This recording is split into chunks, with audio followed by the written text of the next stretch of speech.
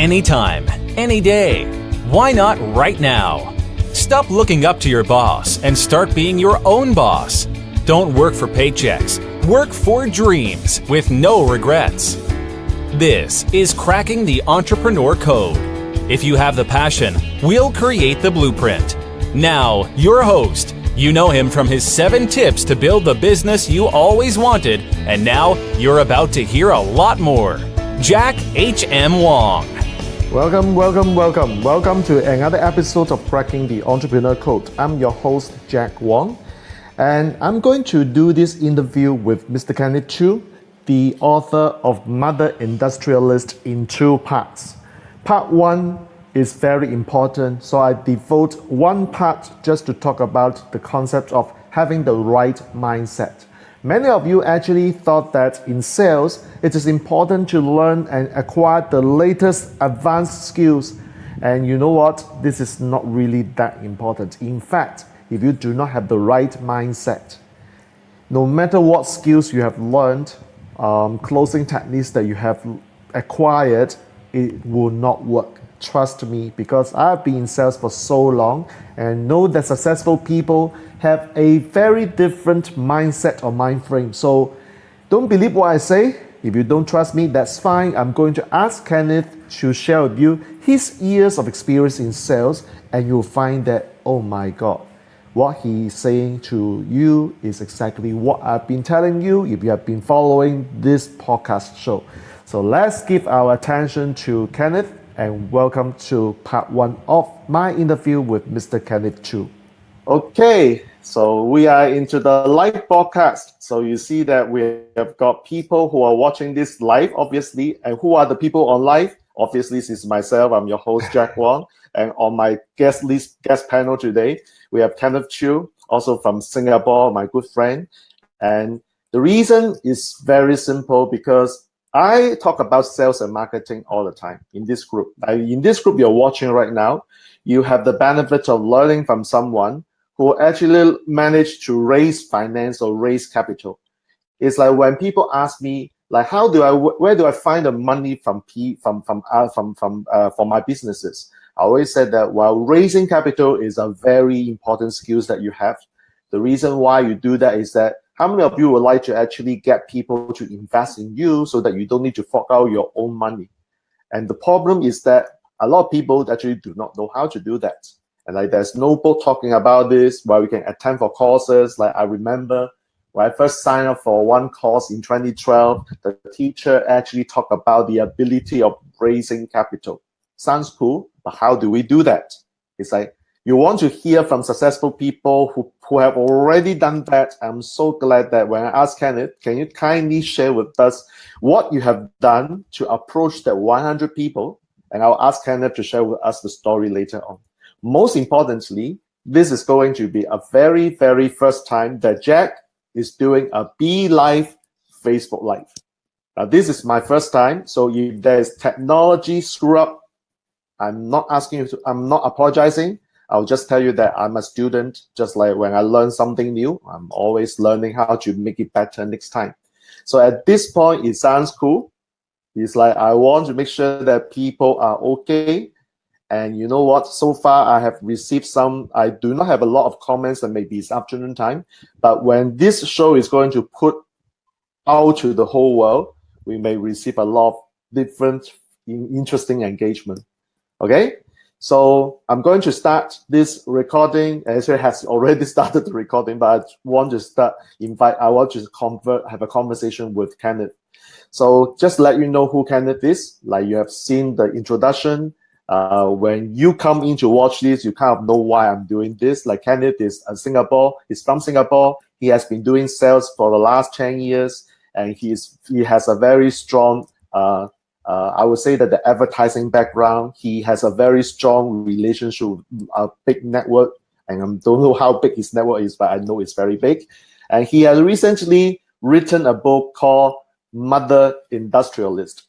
And if you don't know Kenneth, he is a father, and he has written a book called Mother Industrialist. So I first learned from Kenneth, why are you writing a book as a father? but the topic is mother industrialist.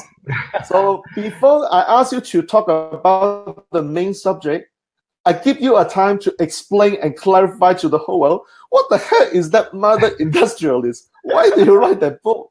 It's like, it screw my head, I don't know. But until Kenneth explain, I understand. So can you explain what is mother industrialist in your world, please? Okay, definitely. And before I start, I would like to thank Jack for inviting me for this podcast interview. I'm really honored, and it's just in the matter of like minutes, he started like coordinating everything, started putting into live. He even started exploring Be Live.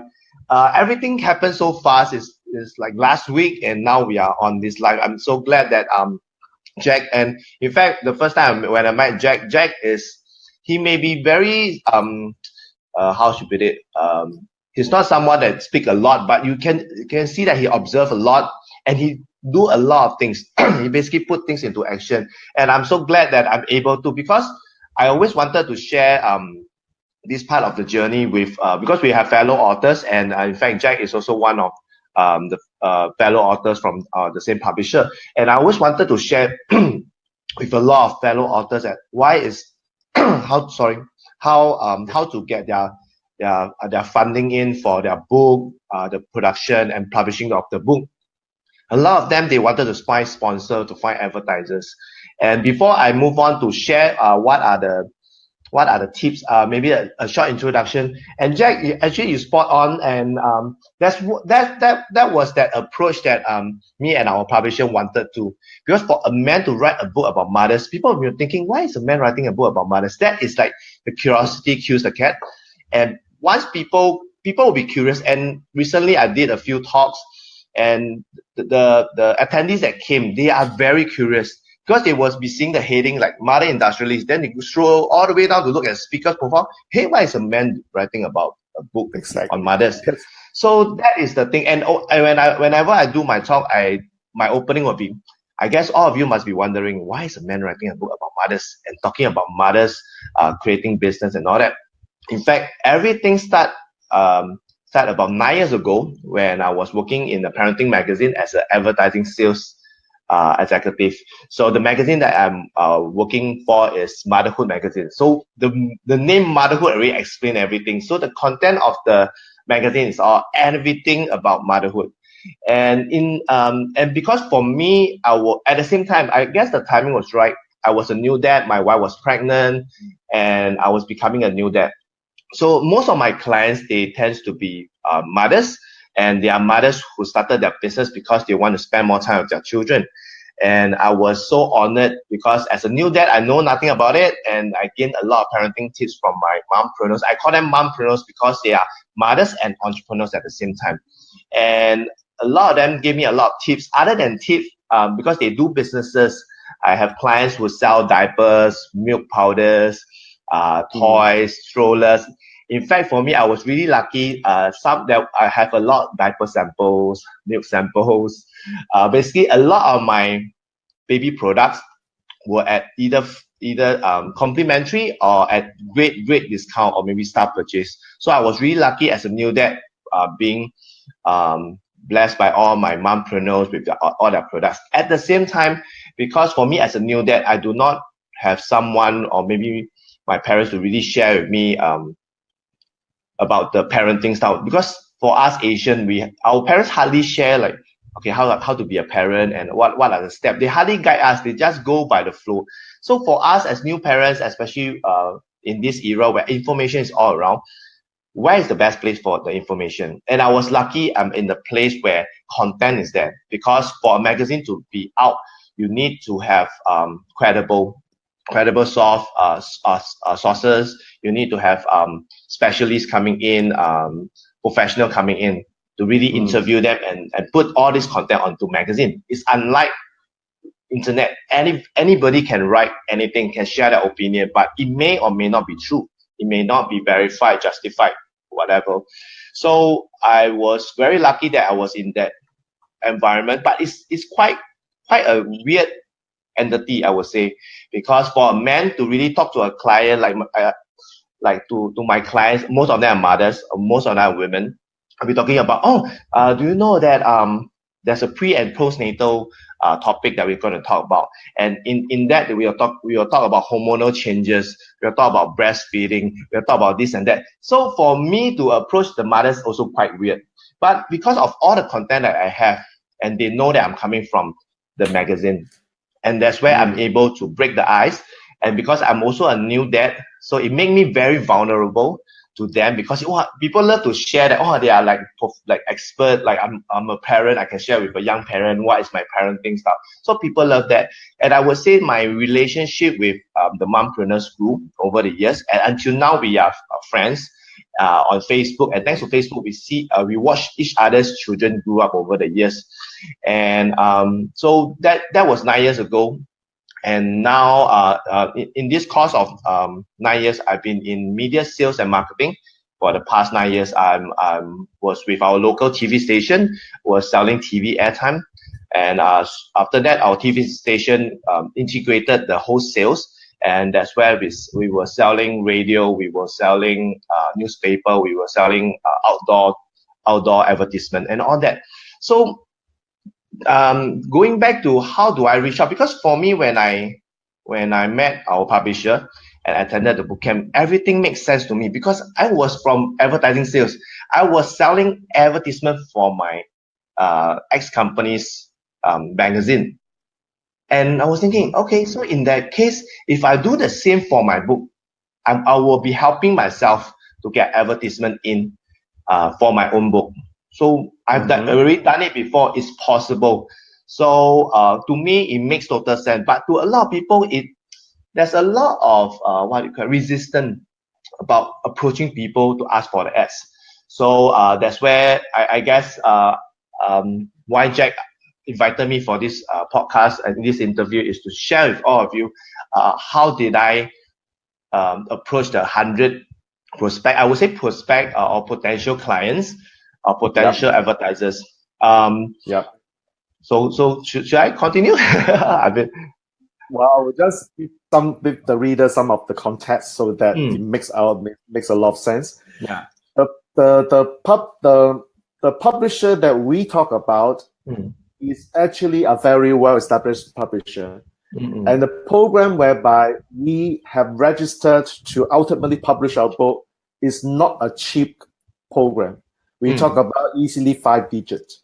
In order to invest a 5 digit, like I believe that some of the authors have the cash or have the financial muscles to invest in the program, and they don't really need to worry about getting money from other people or what. They have their own financing, so that's fine. Now there's another group of people where the publisher actually has advocated by the fact that, well, before you start writing the book, like you can actually go out to look for sponsor, to look for some financiers, so that you can sell ads first, so that when you get the money, then you can self-financing the book, the publication of the book. So that is a very cool way of doing that. What we see, like what I've seen in the last 4 years when I was associating with the publisher, is that Kenneth and I have seen something very similar. It's like one, people invested 5 digits to a program and didn't get the results they want. The result I'm talking about is not even a manuscript. I'm not even talking about the book itself. It's like the manuscript. And suddenly I've got a problem. Like, why would people invest so much and got or some inability to take action, and eventually they didn't do anything? So I thought that it is something that needs to be addressed. So I start asking a lot of people what exactly the problems are. So we do a very quick survey beforehand, and we said that, well, some people actually are afraid of taking action. It's like the action to take to write a book is too big. And you know what? Some people don't want to take action because they have been told the idea of looking for sponsors, but they do not know how to do that. It's like a cool idea, knowledge, but how do you apply the knowledge, turn into reality? So I wasn't from this part of the game while I'm getting sponsors to sponsor my book. So my business model is I invest in the program. Before the book was published, I've started training, I've started creating programs and start selling and training programs in 6 countries. So that is my model.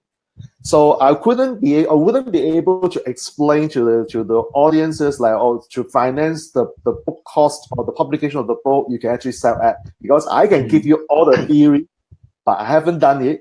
So it's not me. It's appropriate. It's not appropriate for me to share. So my guest is the one who has done it.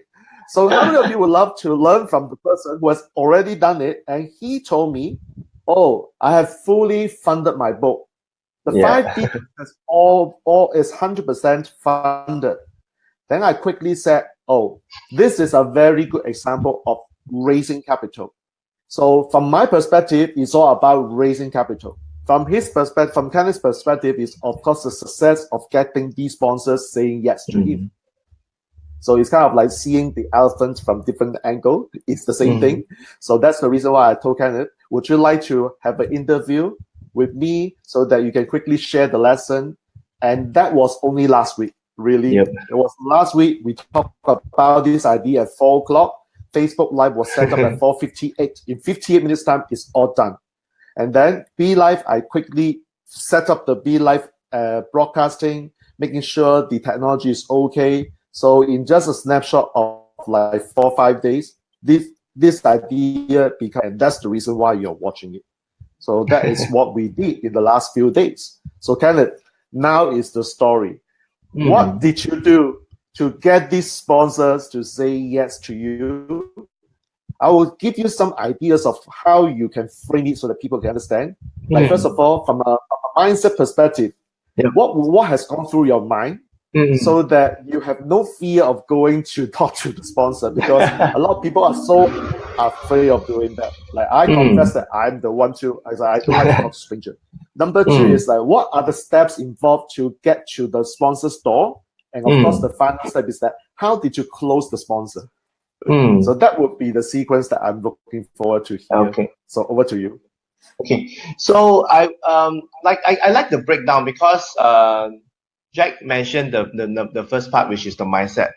I guess a lot of time, a lot of feedback that we have on fellow authors that they did not get it started or they find it challenging. The first thing is the mindset, because most people has that misconception about sales.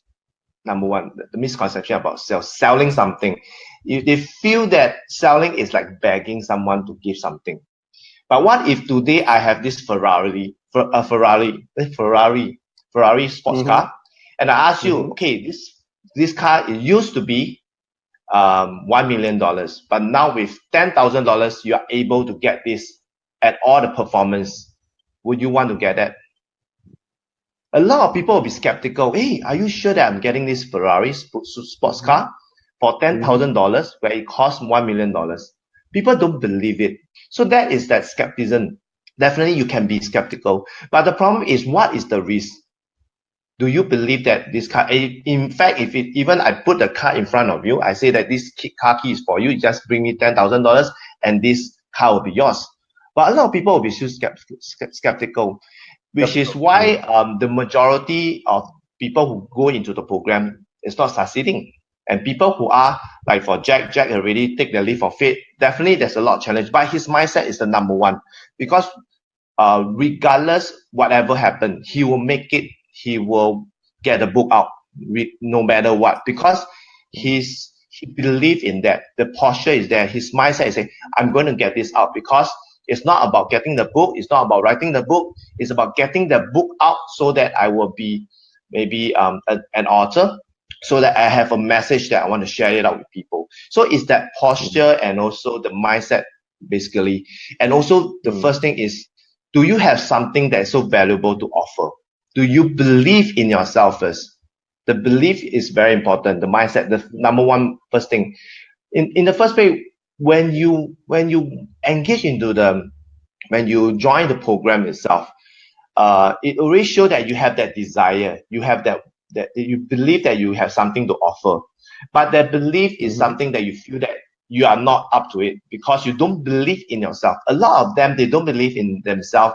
Like for me, I would say that I share a lot about my media sales, but in fact, before that, I was just a fashion designer. I studied and graduated in fashion designing, major in design.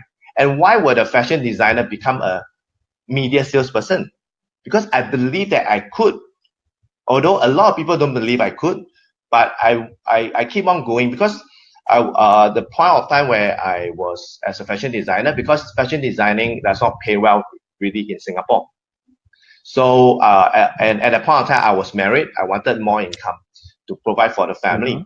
So I wanted to look for a sales job, and a lot of times, sales job requires a lot of experience. Like I even tried to become a car salesperson.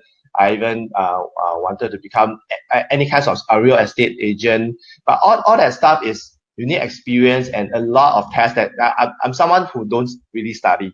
So for me, I came up finding someone that really believed in me, could give me the opportunity to do sales. And I was so lucky that I went into this publishing company where the Motherhood magazine, then they are willing to give me the chance for me to do advertising sales. And they say, Kenneth, it's okay. You don't need experience. Why? Because we can train you. So I was thinking, are you sure that I can be, as a fashion designer, I can be a salesperson? Say, no problem. So in fact, I would say that my ex-company, Motherhood magazine, their sales training was well known in the media industry. To continue cracking the entrepreneur code, subscribe for more episodes and download the Amazon bestseller, Cracking the Entrepreneur Code, 7 Tips to Build the Business You Always Wanted at crackingentrepreneur.com.